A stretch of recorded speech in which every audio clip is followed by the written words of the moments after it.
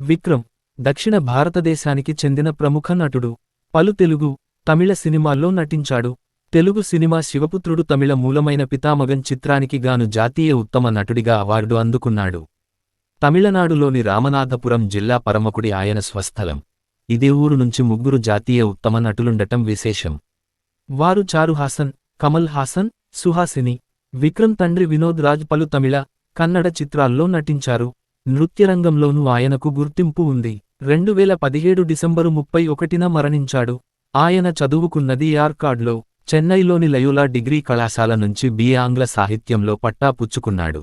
MBA కూడా అక్కడే చదివాడు. విక్రమ్కు ఆ అవార్డు రావడం వెనుక 20 ఏళ్ల నిర్విరామమైన కృషి ఉంది. చదువు కోసం చెన్నైలో ఉన్నప్పుడు హాలీవుడ్ సినిమాలు పిచ్చిగా చూసేవాడు. చిన్నప్పటి నుంచి చదువు మీద కన్నా ఇతర వ్యాపకాల మీద ఎక్కువగా సమయం గడిపేవాడు. కరాటే, ఈత పోటీల్లో ప్రథముడిగా నిలిచేవాడు. గిటార్, పియానో వాయించడం నేర్చుకున్నాడు. తరచూ నాటకాల్లో నటించేవాడు. వాటిలో చాలా భాగం ఆంగ్ల నాటకాలే. విక్రమ్ తండ్రి వినోద్ నటుడు కావాలనుకున్నారు కానీ చివరకు ఇంజనీరుగా స్థిరపడ్డారు. విక్రమ్కు బైక్ మీద స్వారీ అంటే చాలా ఇష్టం. ఆయనకు బాగా ఇష్టమైన బైక్ రాజ్దూత్. తెలుగులో విక్రమ్ మొదటి సినిమా దాసరి నారాయణరావు దర్శకత్వం వహించిన అక్కపెత్తనం చెల్లెలి కాపురం. ఇందులో రాజేంద్ర ప్రసాద్ స్నేహితుడి పాత్రలో నటించాడు విక్రమ్.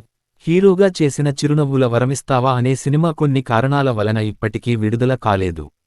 దాసరి నారాయణరావు దర్శకత్వం వహించిన బంగారు కుటుంబం సినిమాలో అక్కినేని నాగేశ్వరరావుతో కలిసి నటించడం ఒక గొప్ప అనుభూతినిచ్చిందని చెబుతారాయన.